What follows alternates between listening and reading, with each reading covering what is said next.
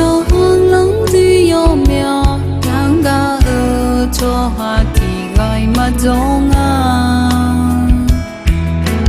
anh đi sát không nó cho bu nó thì nó du nó cả luma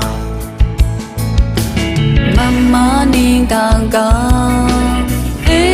ma la du mama ni ga ma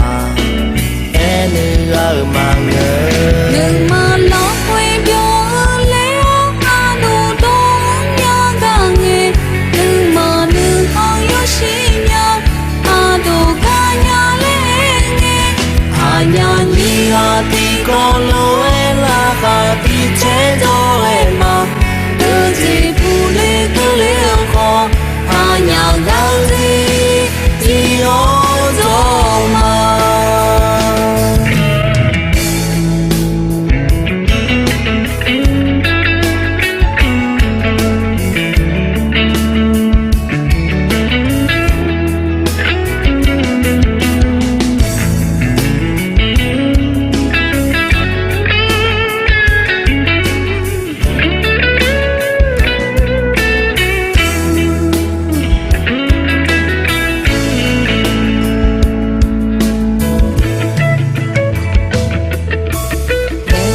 lệ ngang để cho hương lắng gì yo mèo đang ga ở cho hoa thì gai mà giống anh sát khang long cho bu nó thì nó du nó cả luma mama ni đang ga ma la du mama ni ga ma ma ngơ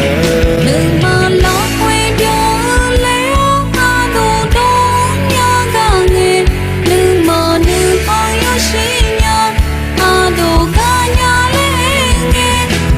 nhà ni thì con lối là cả thì chết rồi mà cứ gì phụ lê cứ liêu khó nhà ga gì ô dô mà đừng mà lo quay biểu lẽ đồ đông nhà ga nghe đừng mà đừng có yêu xin nhau